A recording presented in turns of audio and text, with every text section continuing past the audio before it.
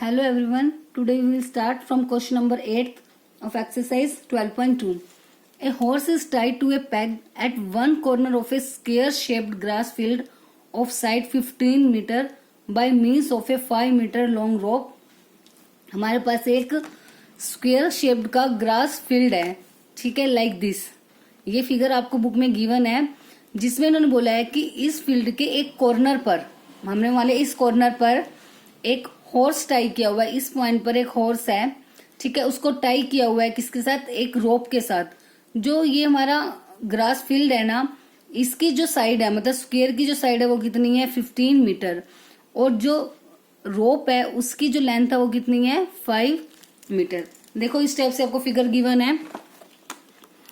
This is a square grass field and this is a horse जो कि tie किया हुआ है किसके साथ? एक रोप के साथ. इस रोप की लेंथ कितनी है? 5 मीटर. ठीक है, अब हमें क्या फाइंड आउट करना है? The area of that part of the field in which the horse can graze. उस पार्ट का एरिया फाइंड आउट करना है फील्ड के जिसको हॉर्स जो है वो ग्रेज करेगा. ठीक है, ग्रेज कर सकता है. And the increase in the grazing area if the rope व 10 मीटर लॉन्ग. और उसके बाद ये बताना है कि कितना इंक्रीमेंट हो जाएगा ग्रेजिंग एरिया में अगर रोप की लेंथ कितनी थी पहले? 5 मीटर. 5 मीटर की बजाय कितनी कर दी जाए अब? 10 मीटर. ठीक है, दो पार्ट निकालने हैं. एक तो जिस पार्ट को वो ग्रेज कर रहा है वो वाला पार्ट. सेकंड, कितना इंक्रीमेंट होगा ग्रेजिंग एरिया में अगर रोप की लेंथ को हम 5 से बढ़ाकर कितनी कर दे? 10. और इस केस में जो हमें क्या लेना, पाई की वैल्यू क्या यूज करनी है? 3.14. ठीक है, अब इस पॉइंट पर हॉर्स है हमारा, तो हॉर्स किस पोर्शन को? इस पोर्शन को ग्रेज करेगा. जब इस पोर्शन को हॉर्स ग्रेज करेगा तो ये देखो किस शेप की किस चीज की शेप बन रही है. ये हमारा एक सेक्टर बन रहा है ना. सेक्टर इसी टाइप से होता है. ठीक है, और जो हमारी रेडियस होगी वो कितनी हो जाएगी? 5. बिकॉज ये हमारा सेंटर पॉइंट हो जाएगा. ठीक है, क्यों होगा? बिकॉज जो ये हमारा एक स्क्वेयर है, स्क्वेयर का हर एक एंगल कितने कितने डिग्री का होता है? 90 डिग्री का होता है. दैट मीन्स जो ये एंगल कितना हो गया? 90 डिग्री. तो जिस पॉइंट पर एंगल बनता है वो हमारा क्या होता है? सेंटर. तो इसलिए जो ये पॉइंट हो गया ये क्या हो गया हमारा? सेंटर. सेंटर ये हो गया, तो सेंटर से लेके सर्कल तक, क्योंकि जो आर्क बनती है हमारा, नॉर्मली कोई भी एक सर्कल होता है जैसे, ठीक है, उसमें अगर हम सेक्टर बनाते हैं तो सेंटर से लेके यही तो हमारी रेडियस होती है ना जो उस आर्क तक जाती है. तो ये हमारी आर्क होगी जिसका हमें एरिया फाइंड आउट करना है, मतलब ये वाली आर्क. तो इस आर्क तक जो हमारी ये जो वैल्यू जा रही है सेंटर से वो क्या हो जाएगी? हमारी रेडियस. तो जो रोप की लेंथ होगी वो हमारी क्या होगी? Radius. So therefore we have radius equals to 5 metre. ये आप राइट कर सकते हो. रेडियस जो है इक्वल होगी लेंथ ऑफ रोप के इक्वल, जो कि कितनी है? 5 मीटर.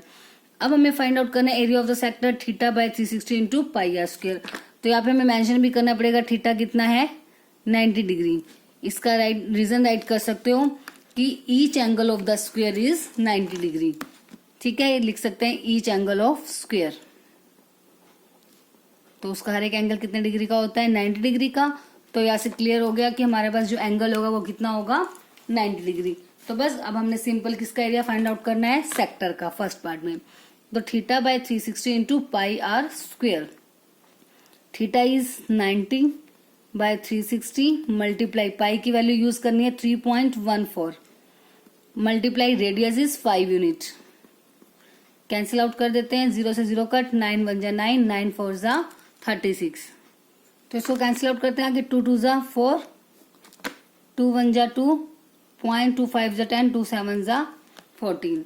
आप चाहो तो पॉइंट भी हटा सकते हो आगे बाय में 10 10 करके. वो 5 से 5 भी आगे वैल्यूज जो है उसकी वो कैंसिल आउट हो जाएगी.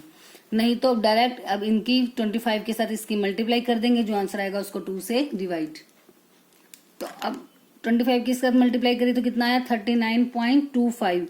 और उसको किससे डिवाइड करना है हमें? 2 से. अब 2 से डिवाइड करेंगे तो कितना आएगा? 19.625 यूनिट थी मीटर, तो मीटर स्क्वायर. तो फर्स्ट पार्ट में अब सिर्फ हमें इतना ही करना था. उस पार्ट का एरिया निकालना था जिसको क्या हॉर्स जो है ग्रेज करेगा. और सेकंड पार्ट में हमें क्या फाइंड आउट करना है कि इंक्रीज कितना इंक्रीमेंट हुआ एरिया में अगर रोप की लेंथ कितनी हो जाए? 10 मीटर.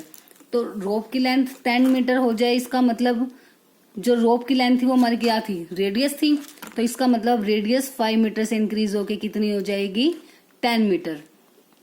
ठीक है, 10 मीटर रेडियस हो गई। उसके बाद निकालना हमें वही है एरिया ऑफ सेक्टर। थीटा इस केस में भी क्या होगा, 90 डिग्री। सेम एंगल तो सेम रहेगा ना, क्योंकि एंगल तो हमारा स्क्वायर पर बना हुआ है। सिर्फ हमें क्या लेना है, जो रेडियस हमारी चेंज हो जाएगी, 5 की बजाय कितनी हो जाएगी अब, 10 metre. Now area of sector which is equals to theta by में 360 degree into pi r square. ये फॉर्मूला होता है ना हमारे एरिया ऑफ सेक्टर का। तो थीटा की वैल्यू 90 बाई में 360 मल्टीप्लाई 3.14 मल्टीप्लाई 10 मल्टीप्लाई 10। सेम 0 से 0 कैंसिल आउट, 1/4। अब 1/4 मल्टीप्लाई 3.14 की जब 100 के साथ मल्टीप्लाई हो जाएगी तो कितना आएगा, 314। 2 2 जा 4, 2 1 जा 1, 2 5 जा 10, 2 7 जा 14, 157 बाय में 2, तो कितना आ जाएगा, 2 7 जा 14। ठीक है, 2 8 जा 16, 2 5 जा 10। ये तो आ गया area of sector second case में, मीटर स्क्वायर। ये तो वो एरिया आया कि जब अगर हमने रेडियस को 10 कर दिया तो एरिया कितना आया। बट हमें फाइंड आउट करना था सेकंड पार्ट में कि कितना इंक्रीमेंट होगा। इंक्रीमेंट का मतलब दोनों केसेस में, फर्स्ट केस में और सेकंड में। फर्स्ट केस में मतलब जो हमारा आंसर आया था और सेकंड केस में जो आंसर आया था उनमें कितना डिफरेंस है। इंक्रीमेंट यही होगा ना कि पहले तो एरिया था 19.625, अब हो गया 78.5, तो कितना बढ़ गया इससे, मतलब इससे कितना ज्यादा हो गया। दैट मीन्स दोनों को हम क्या कर देंगे अब, सबट्रैक्ट। तो इंक्रीमेंट या increase in area, increase area लिख देते हैं, इंक्रीज एरिया। तो क्या आ जाएगा, 78.5 में से जो फर्स्ट पार्ट का आंसर था 19.625 इसको माइनस करेंगे। अब पॉइंट के बाद या एक वैल्यू है या कितनी वैल्यूज है, 3, तो माइनस कैसे करेंगे, माइनस करते हुए क्या लगा देंगे, 78.500 और उसमें से इसको माइनस कर देंगे। तो आंसर आएगा हमारे पास 58.875 मीटर स्क्वायर। तो सेकंड पार्ट का फाइनल आंसर हमारा ये होगा कि एरिया में फर्स्ट पार्ट की बजाय सेकंड पार्ट में कितना ज्यादा एरिया इंक्रीज, मतलब कितना ज्यादा एरिया बढ़ गया। So our increase area is 58.875 metre square.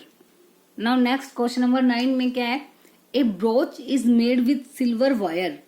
एक ब्रोच में ये फिगर आपको गिवन है, एक ब्रोच है, इस ब्रोच को हमने सिल्वर वायर से बनाया हुआ है।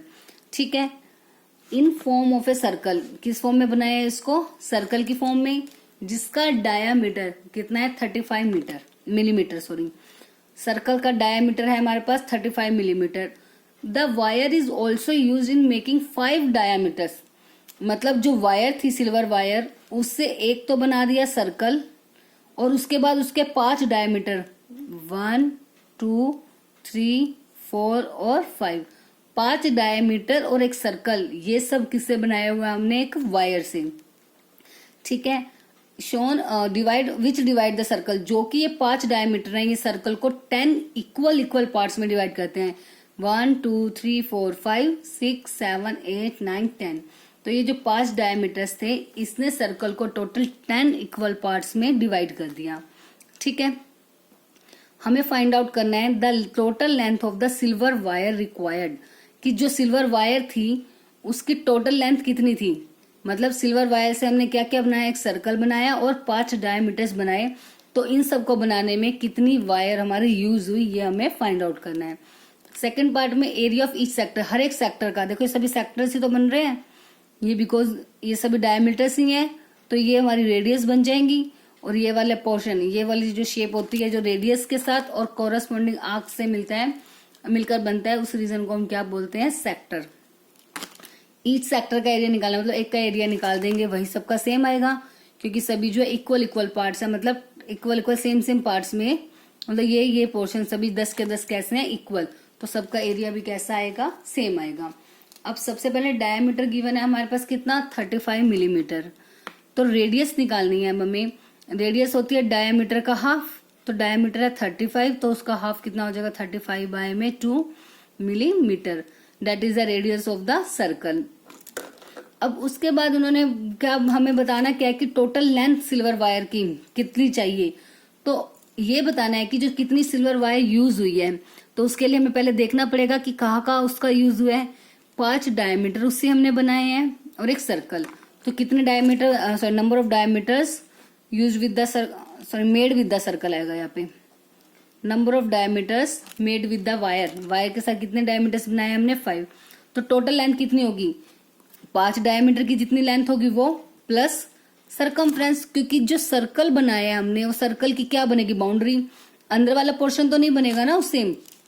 आप कोई भी एक वायर लेते हो, उससे अगर आप सर्कल फॉर्म करोगे तो उससे सर्कल की क्या बनेगी, बाउंड्री। क्या अंदर का पोर्शन उससे बनेगा, नहीं बनेगा ना। तो जो बाउंड्री होती है वो हमारी क्या होती है, सरकमफ्रेंस। तो इसलिए जो टोटल लेंथ ऑफ वायर होगी वो किसके इक्वल होगी, 5 डायमीटर की लेंथ, क्योंकि उसे 5 डायमीटर बनाए हैं, और जो सर्कल की क्या होगी, सरकमफ्रेंस। तो 5 डायमीटर की लेंथ क्या होगी, 5 मल्टीप्लाई, एक डायमीटर की लेंथ कितनी है 35, तो 5 की कितनी हो जाएगी 5 multiply 35 plus circumference is 2 pi r. तो 5 की 35 से मल्टीप्लाई करेंगे, 5 5 जा 25, कैरी 2, 5 3 जा 15 और 2 17 प्लस 2 इंटू पाई की वैल्यू होती है 22/7। बिकॉज इसमें 3.14 वैल्यू गिवन नहीं है तो हम क्या यूज करेंगे 22/7। और रेडियस कितनी है 35/2। ध्यान रखना रेडियस 35/2 है, 35 हमारा डायमीटर था, तो 35 यूज नहीं करोगे, 35/2 कैंसिल आउट हो जाएगा, 7 5 जा 35, 2 से 2 कैंसिल, तो 175 प्लस 22 5 जा 110 होता है। ठीक है, अब इनको ऐड कर देंगे 5 7 और 1 8 और 1 और 1 2 मिलीमीटर। मतलब जो टोटल लेंथ लगी एक सर्कल को बनाने में और 5 डायमीटर्स को बनाने में वो कितनी हो गई 285 मिलीमीटर। ठीक है, तो फर्स्ट पार्ट हमारा इतना ही था। सेकंड में क्या निकालना है, area of the sector. Area of the sector का फॉर्मूला होता है theta by 360 into pi r square. अब रेडियस तो हमारे पास है, अब हमें थीटा कैसे निकालेंगे। अब देखो जो हमारा ये कंप्लीट एंगल होगा, कंप्लीट एंगल कितने डिग्री का होता है 360 डिग्री का होता है, और इस एंगल को मैंने कितने इक्वल पार्ट्स में डिवाइड किया 10 इक्वल पार्ट्स में। ठीक है, तो एंगल कितना होगा सेंटर पे, एक का एंगल कितना होगा, टोटल एंगल को क्या करेंगे हम, जितने इक्वल पार्ट है उससे डिवाइड कर देंगे, तभी तो है ना। देखो 360 है, 10 इक्वल पार्ट है, तो 360/10 मतलब 36। अब एक का अगर 36 एंगल है, ऐसे नेक्स्ट 36 को आप 10 बार ऐड करो या 36 की 10 से मल्टीप्लाई करोगे तो कितना आएगा 360, जो कि क्या होगा हमारा कंप्लीट एंगल। तो इस स्टेप से कभी भी आपको एंगल ना गिवन हो और ये बता दिया कि फिगर को कि 10 इक्वल पार्ट्स में डिवाइड किया है, 5 इक्वल पार्ट्स में, 8 कितने भी पार्ट्स में, तो एंगल कैसे निकलेगा एक सेक्टर का थीटा बाय में, मतलब टोटल एंगल 360 बाय में जितने इक्वल पार्ट्स होंगे वो आप कर दोगे, उससे एक पार्ट का आपका क्या फाइंड आउट हो जाएगा एंगल। ठीक है, तो स्टार्ट करते हैं। अब हमें पता है कि सर्कल को हमने 10 इक्वल पार्ट्स में डिवाइड किया है, तो एंगल एट सेंटर कितना होगा 360/10 मतलब 36 डिग्री। तो थीटा की वैल्यू कितनी आ गई हमारे पास 36 डिग्री। तो ईच सेक्टर का area theta by 360 into pi r square. ठीक है, नहीं तो एक बात और एक काम और कर सकते हो आप कि 10 इक्वल पार्ट्स में निकाला है, जैसे सेमी सर्कल का एरिया हम निकालते थे, हाफ कर देते थे कि 1/2 इंटू पाई आर स्क्वायर, ऐसे ही 10 इक्वल पार्ट्स है तो 10th पार्ट का एरिया निकालना है, तो 1/10 इंटू पाई आर स्क्वायर भी आप फॉर्मूला यूज कर सकते हो, मतलब उसका 10th पार्ट। अगर हम ये फॉर्मूला यूज करेंगे यहाँ से भी यही आएगा, देखो 36 बाय में 360 इंटू पाई की वैल्यू 22/7, आर की वैल्यू कितनी थी हमारे पास 35/2। देखो यहाँ पे भी कैंसिल हो गया, यही तो बच गया 1/10, तो 1/10 इंटू पाई आर स्क्वायर। चाहे ये यूज कर लो, चाहे आप एरिया ऑफ सेक्टर निकाल सकते हो और एंगल आप इस स्टेप से निकाल लोगे। ठीक है, नहीं तो अगर 10 इक्वल पार्ट्स में तो direct 1/10 into pi r square, 8 equal parts में डिवाइड किया है तो उसका एरिया होगा 1/8 into pi r square. That's your will, आप जैसे भी करना चाहो। 1/10 इंटू, चलो नेक्स्ट स्टेप में कट कर देते हैं, 35/2 इंटू 35/2, 7 5 जा 35, 5 2 जा 10, 2 से कैंसिल आउट हो गया 11 पे, बस अब और कोई तो वैल्यू कैंसिल आउट होगी नहीं, तो 35 की 11 से क्या कर देंगे मल्टीप्लाई 385 बाय में 4 millimetre square. This is your answer. चाहो तो इसको पॉइंट्स में भी चेंज कर सकते हैं हम। कितना आ जाएगा 96.25 मिलीमीटर स्क्वायर। ठीक है, तो बस सिंपल यही करना है। मेन इसमें ये चीज ध्यान रखते हैं, टोटल लेंथ का मतलब जो जो चीज उससे बनाई हुई है वो हम फाइंड आउट करेंगे। सर्कल उससे बनाया हुआ सर्कल को बनाने का मतलब है उसकी सरकमफ्रेंस को हमने उसमें ऐड करना है। ध्यान रखना एरिया को आप ऐड नहीं करोगे, क्योंकि हमने जो सर्कल वायर से बनाया है वो सिर्फ उसके आउट वाला पोर्शन बनाया है। ठीक है, बीच वाला पोर्शन उससे हमने नहीं बनाया। Next question number 10 is an umbrella has 8 ribs which are equally spaced. मतलब अम्ब्रेला के जो टोटल 8 रिब्स हैं जिसमें जो मतलब इक्वल स्पेस्ड हैं, इक्वल हैं वो सभी। ठीक है, assuming umbrella to be a flat circle. Umbrella को हम जैसे ये आपको फिगर गिवन है, एक अम्ब्रेला गिवन है, इसमें जैसे इस टाइप के टोटल ये पोर्शन है ना, ये 8 रिब्स हैं इस टाइप की, 1 2 3 4 ये, और इसकी जो बैक साइड, क्योंकि 3D शेप होती है ना अम्ब्रेला की, अम्ब्रेला सिर्फ इतनी तो होगी नहीं, इसकी बैक साइड पे भी ऐसे कितने हो जाएंगे 4। ठीक है, आपने अम्ब्रेला देखी हो ना, अम्ब्रेला किस शेप में होती है, सर्कुलर शेप में ही तो होती है।